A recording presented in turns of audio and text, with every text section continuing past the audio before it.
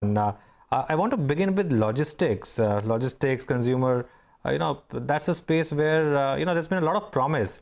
But do you think going forward that could be a space which can make a lot of money? Okay, I think. Can you hear me? Yeah, we can hear you now. Go ahead. Great.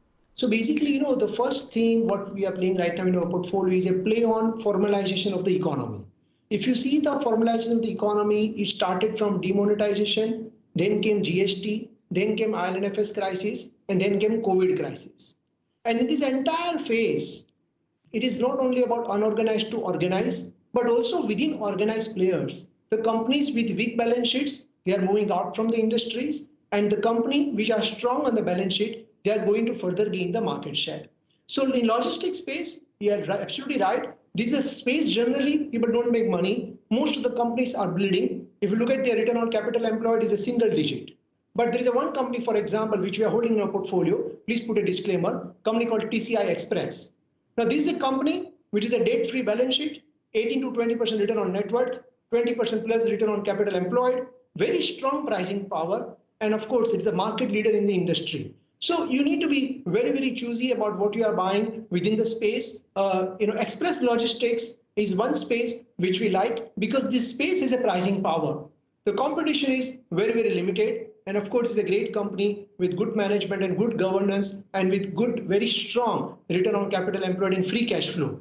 As we come out from the bad phase of the economy, the logistics, particularly the express logistics, will also start and it will become normalized. And that will lead to further gain in market share for a company like TCI Express. So we like, logistics in this space.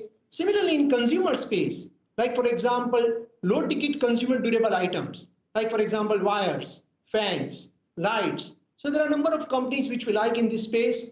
Currently, we are holding Crompton Consumer in our portfolio, apart from Bajaj Electrical and one more company, Polycab. All these three companies are best in terms of the balance sheet. And most importantly, they are undisputed leaders in their categories. Okay, so that's an interesting topic that you spoke about, consumer as well as some of the logistic plays. I also want your thoughts on, some of these companies that are a play on innovation. So whether it's automation, exports, companies with R&D, new product focus, because in the post-COVID era, that's what people are looking out for. Any examples that you can give us here? Surya, you're absolutely right. So that's a second leg of our portfolio. If you look at our portfolio construction, you'll find companies like 3M, companies like Honeywell, companies like Timken. So these are the companies, basically they are of course the global parentage, great balance sheet, and globally these companies spend 2, 3, 4, 5% of their annual revenue on R&D. We are holding these companies from quite some time, probably for more than 5 years. And these companies, if you look at even the first quarter results of company like, for example, Honeywell, it has been absolutely positive surprise for all of us because despite COVID, the company has done extremely well. And globally, if you look at the the conference call and if you go through the presentations of Honeywell and 3M globally, the kind of product innovation these companies are making, it will make like absolute necessary for a company which is into manufacturing space to utilize the service of companies like Honeywell or companies like 3M. So I think the journey is very long. I mean, it is a very, very long-term play, and the earnings growth of this company can be significantly higher compared to what we have seen in last probably 3, 4, 5 years. So so these are interesting space when you talk about automation and innovation theme. Okay, so that's two themes that we have discussed. One is formalization of the economy. Second is the innovation companies. Now, this is a word that you're hearing a lot, China plus one.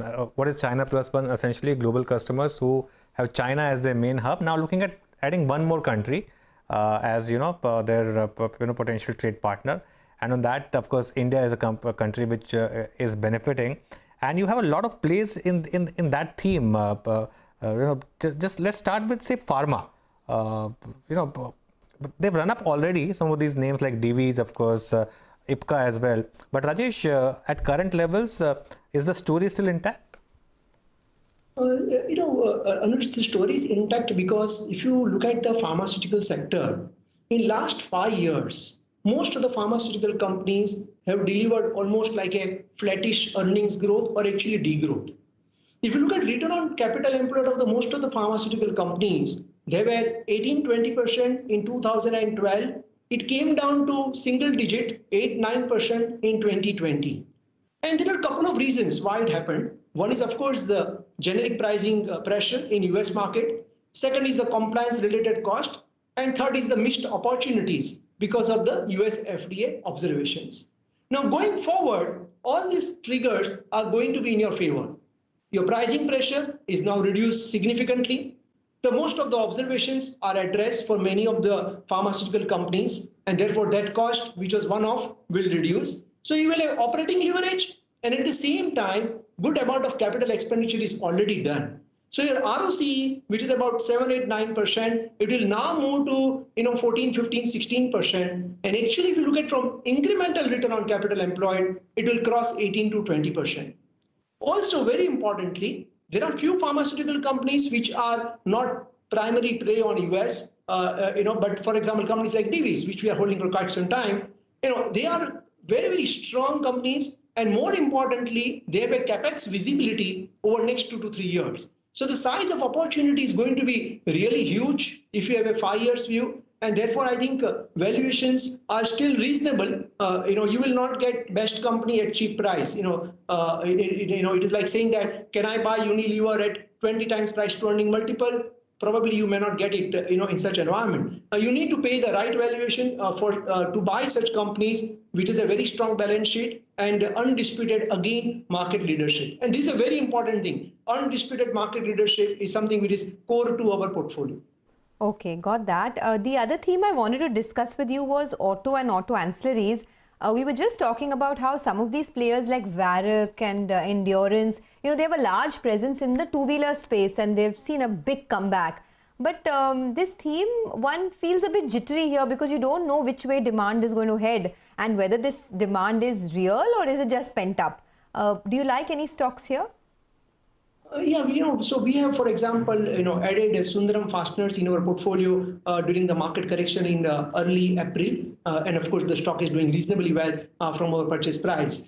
Sonia, basically, here what we need to take call is, again, the capital expenditure capabilities of these companies. Now, for example, if you look at Sundaram fasteners, in last 3 years, companies made capex of more than 300 crores. Now, companies like Sundaram will not do capex unless and until they have a kind of a order visibility as and when the economy revives globally as well as locally. And that will then again lead to that capex coming back into the assets and that assets leading to the higher revenue and higher earnings growth. So whenever you get such great business at reasonable valuations in the bottom of the cycle, that's the right time, you need to buy this because there are cycles which are involved when you talk about auto ancillary sector, so you need to buy when you are at kind of I would say, a trough of the cycle rather than buying into the peak of the cycle. And the valuations will never look very cheap when you buy at trough valuations, at the bottom of the cycle, valuations will always look a little bit higher. So you need to look at the average valuations through the cycle of last 3, 5, 10 years. And more importantly, we follow the cycle approach. So in the bull market, I'm not talking about stock prices, I'm talking about the earnings growth. The cycle one, how the company has done in terms of the capacities and revenue. And in bad cycle, what has company has delivered in terms of the balance sheet resilience. And then you need to buy the right companies to make sure that it works when markets starts giving that multiples. Okay, Rajesh, we will leave it there today. Thanks a lot for joining us. It was good talking to you after a bit of a break. And of course, we need to take